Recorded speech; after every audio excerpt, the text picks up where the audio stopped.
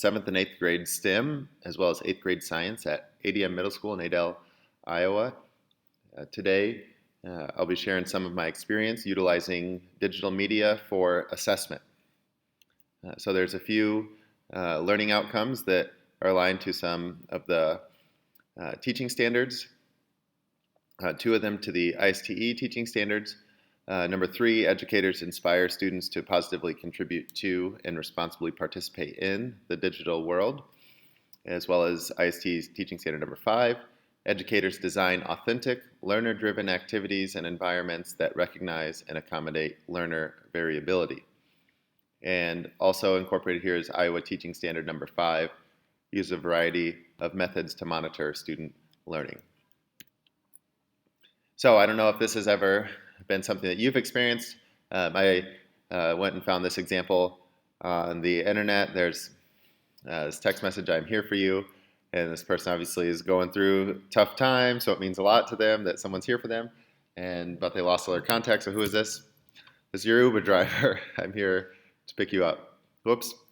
The person misunderstood the context there of that text message. And this is something that's not just made up on the internet, but it's something that really happens. This is a text message that my wife actually sent me on a Monday, apparently. "How's your spite?" Quickly, she figured out that she mistexted and switched it to appetite. I was sick the day before. But then again here, whose was your day? I put the question mark, but I ended up figuring out how was your day. But people tend to misrepresent themselves frequently through text messages or misrepresent what they're trying to say. And if you don't believe me that those ones weren't far enough off, this one is also a text from my wife. She says, "Nice babe, gas lasted weds, talk to you yet."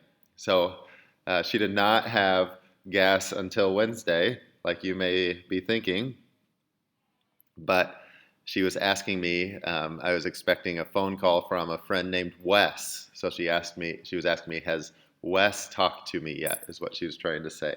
So this really happens, that people oftentimes misrepresent what they think or what they're trying to communicate when left only to the written word to communicate. And so when we think about this in terms of school, it gets a little scary because the written word communication that we often rely on to assess student understanding is on a test, and it's almost always written. So there's a test question here. Miranda can't see anything when she looks down her microscope. Suggests one reason why not.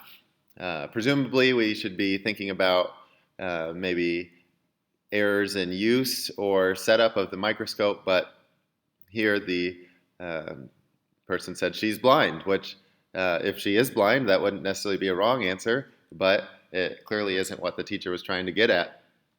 And so the student perhaps misunderstood the question. Perhaps she didn't know the answer, but it's also a chance she misunderstood the question. And then also here, there's another misunderstanding, potential misunderstanding.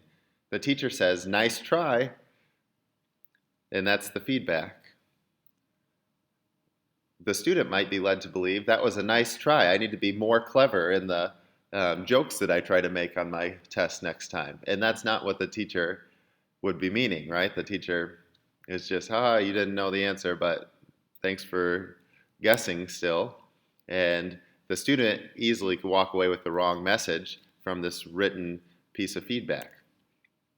And so I've been utilizing 2 different strategies in my class for assessment that have kind of served as solutions to this problem. So the first that I'll talk about here is having students create video assessments using a platform called Flipgrid. And then the second that I'll discuss is having my students use podcasting as an assessment. So for Flipgrid, I'm going to take you over and show you an example of what Flipgrid looks like. As a teacher, I've created a grid for 2 of my classes here, 7th grade STEM and 8th grade STEM.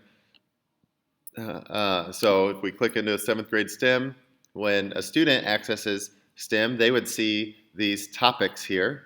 that are active, the ones that are active, okay, and they can click one of the active topics. And so when it came time for an assessment, this was a build project they had to design a bridge, or excuse me, to design a tower, and they were to answer these 5 questions here in 3 minutes or less. So as a teacher, I was able to set the maximum amount of time for the video at 3 minutes, and then the students had opportunity to go and film a video of themselves, kind of providing a video response. And so, well, I'll just kind of show you here what the student end, or what the teacher sees. So the student records their video, and once the student records their video, I get a notification that tells me a student's recorded their video, and I have the opportunity to watch this video that they make. And I put my 5 learning targets in here that he's being assessed on. On this particular assessment, I didn't use the rubric here. I was instead circling and providing feedback on a paper copy of the rubric. But beyond that, you have the ability to make video feedback. I'll take you to one here where I utilized that video feedback. So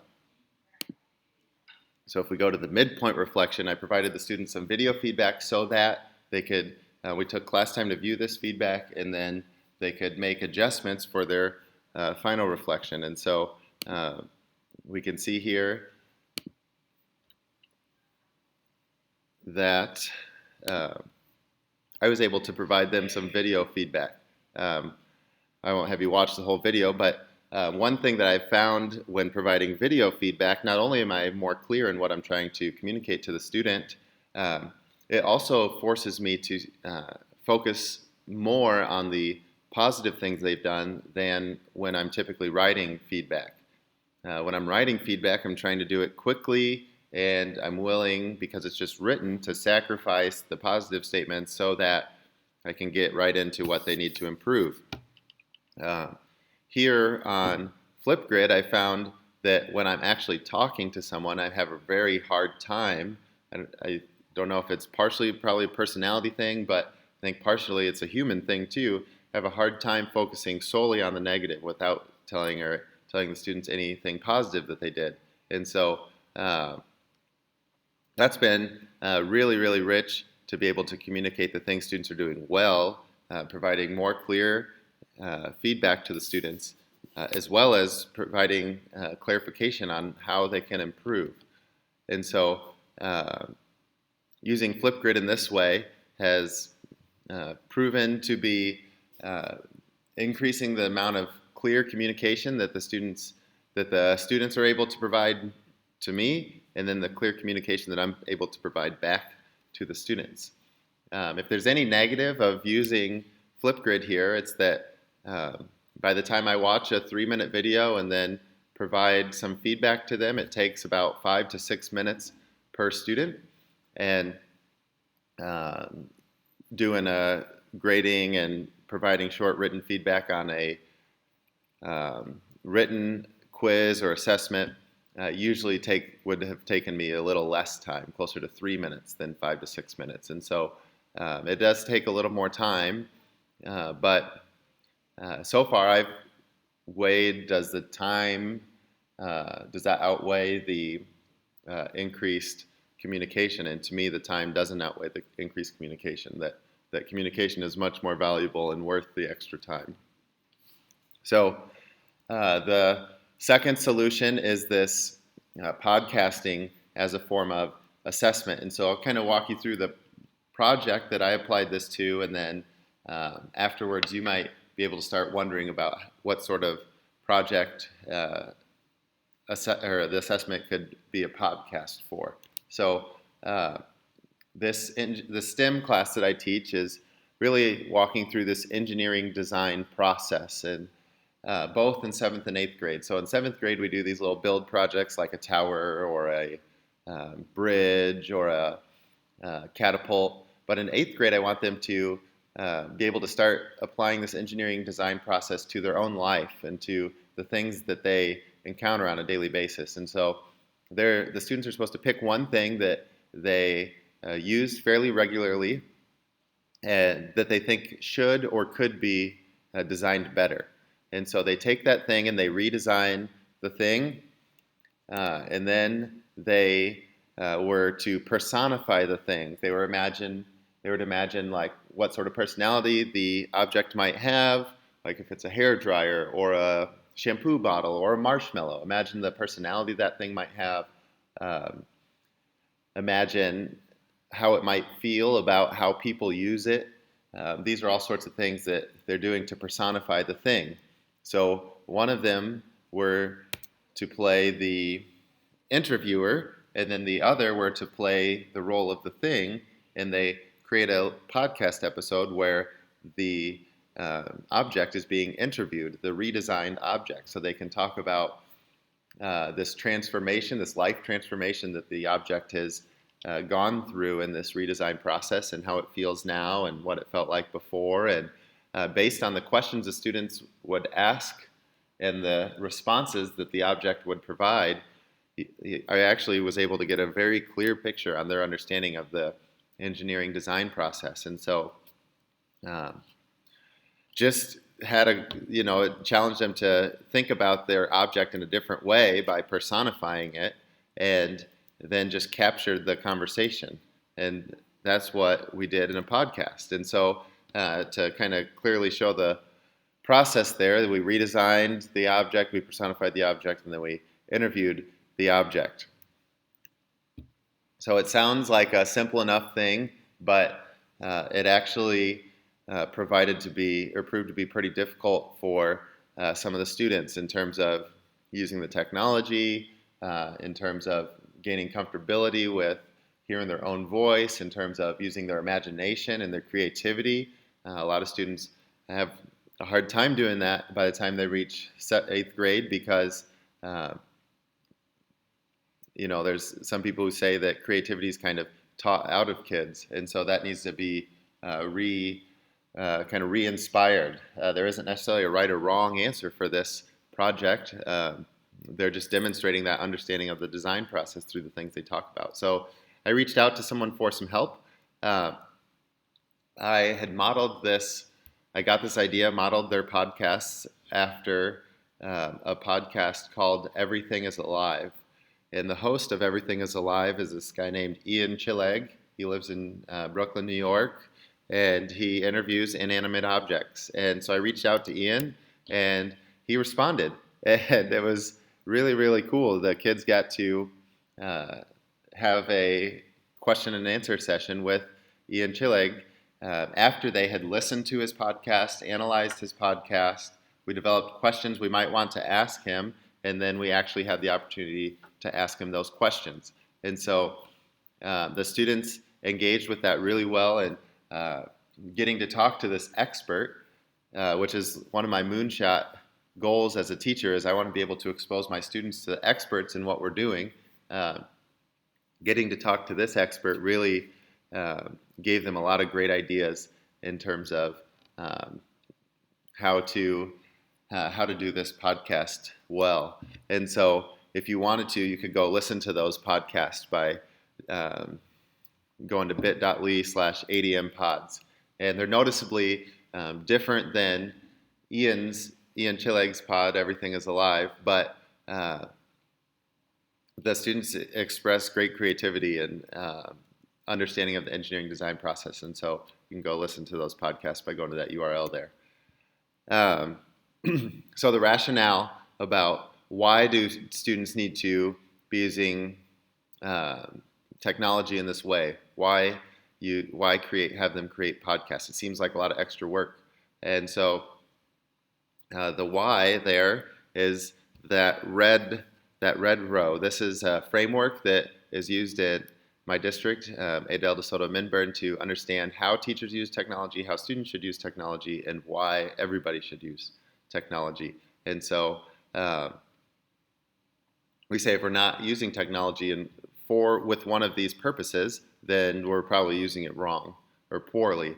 And so the students exhibit the 4 C's throughout this project. They communicate with one another, they collaborate with one another. They're also communicating with Ian. They're communicating with me for feedback. They want to know, Mr. Smith, what do you think of this? They are thinking critically in order to place themselves in the perspective of an object that doesn't actually seem to have a perspective.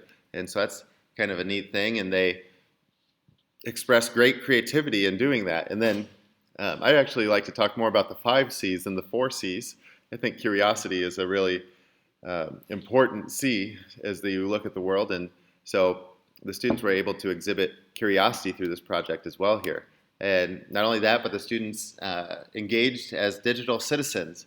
And normally students, as they're posting on Snapchat or Instagram or whatever, they're fairly careless about what they post. And through this project, because they're hearing their voices back and they're doing something they're not comfortable with, they're not used to, these students who are normally pretty careless students when it comes to what they post online suddenly become very cautious students.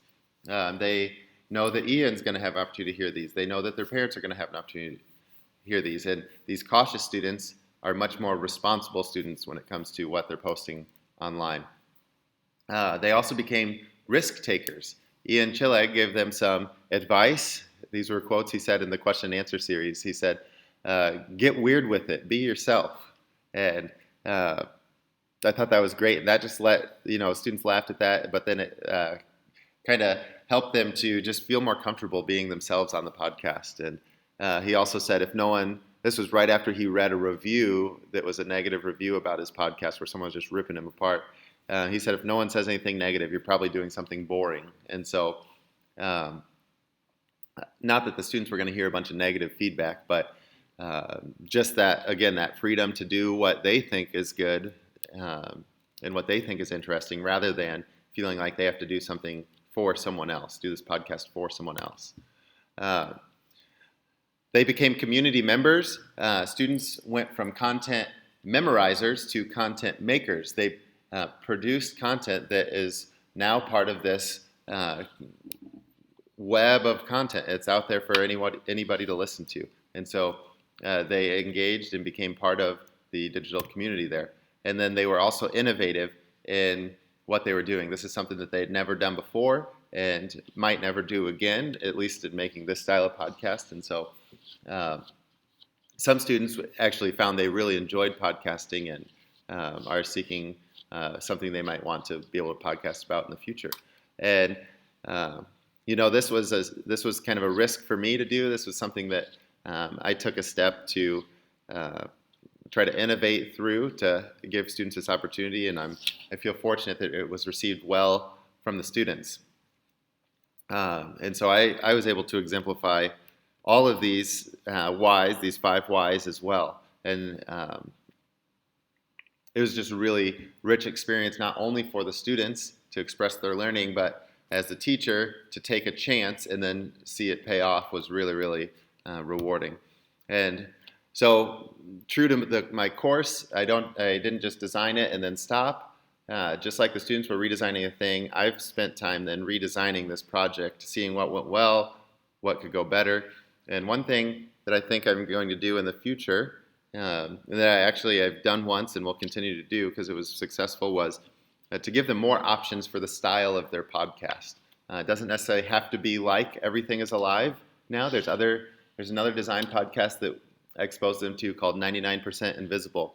And for 99% Invisible, they really spend more time just discussing how things around the world are designed, how things, not necessarily in nature, but how human-created things are designed, even something that you wouldn't necessarily consider to be human-designed, like grass or something like that.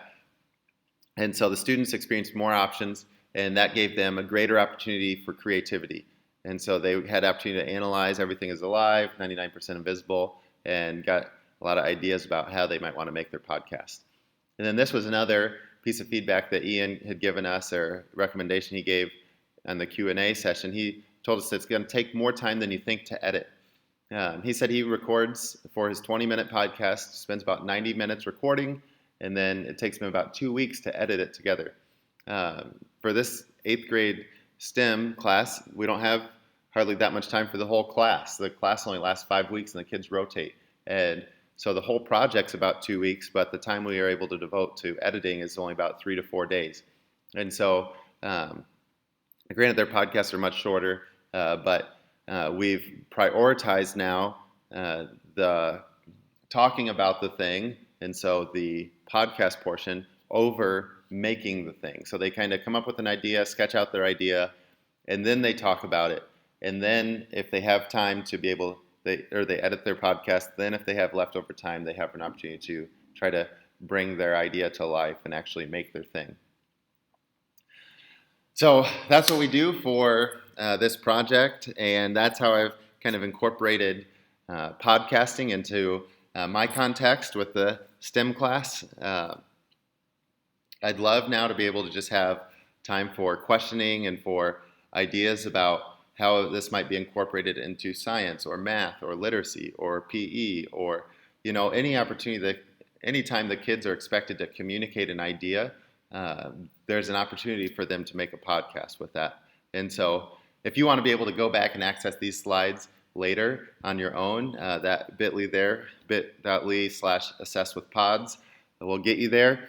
You can tweet at me or direct message me on Twitter if you want at tallmancody, or email me for more information at csmith@admschools.org. So thank you for your time.